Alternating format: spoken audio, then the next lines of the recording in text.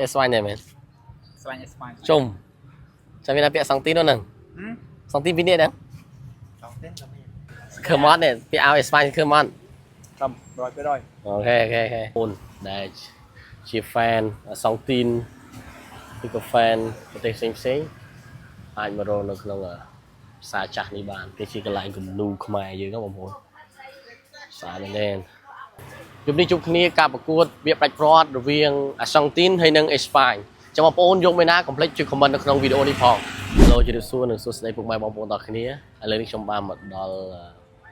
ផ្សាររាត្រីមួយកន្លែងដែលជានៅក្នុងមកស្ទឹងសៀមរាបឬក៏នៅក្នុង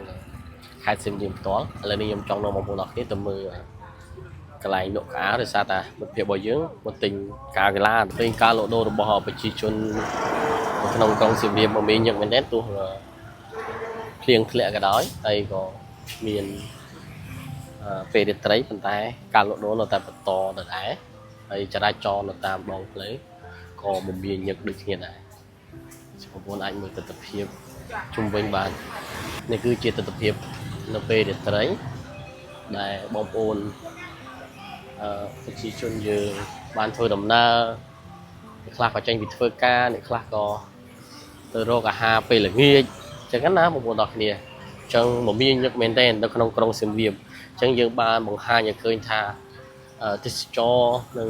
ការធ្វើដំណើររបស់ប្រជាជននៅក្នុងស្រុកយើងឬក៏នៅក្នុងក្រៅ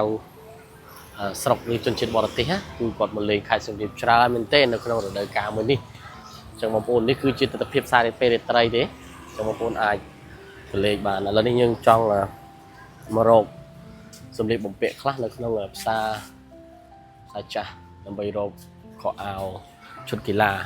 ចឹងបងប្អូនដែលជា fan សង់ទីនឬក៏ fan ប្រទេសផ្សេងអាចមករកនៅក្នុងផ្សារចាស់នេះបានភាសាថ្ងៃនេះយើងមកមើលការប្រកួត FIFA World Cup 2026ដាច់ព្រឹត្តរវាង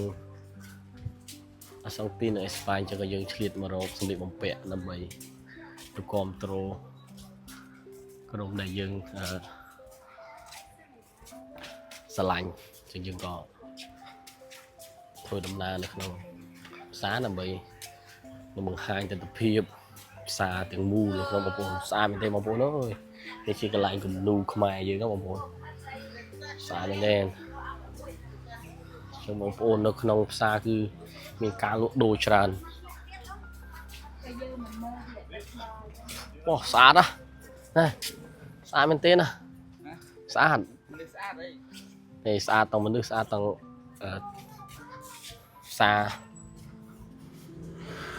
ច្រើនណាស់បងប្អូនអើយចង់ទិញអីក៏មានដែរពិសេសនេះកម្មាខ្មែរយើងនិងសម្ភារៈវត្ថុអនុស្សាវរីយ៍ផ្សេង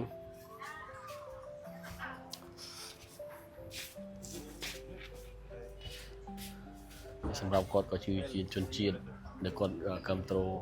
ក្រុមអេស្ប៉ាញ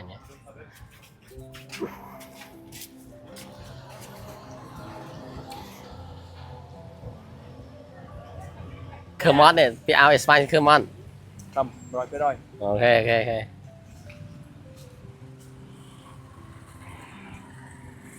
ចាំបងប្អូនអាចមើលបាននេះគឺជាទស្សនវិជ្ជានៅក្នុងក្រុងសៀមរាបពេលយប់បងប្អូនអើយលើងភ្លឺស្អាតបងប្អូនអញ្ចឹងវីដេអូផាតមួយមានតែប៉ុណ្្នឹងអញ្ចឹងជួបគ្នាយប់នេះជាមួយការទស្សនាការប្រកួត FIFA World Cup វគ្គ Final បាយពិតរវាងអាសង់ទីននិងអេស្ប៉ាញបាយមួយ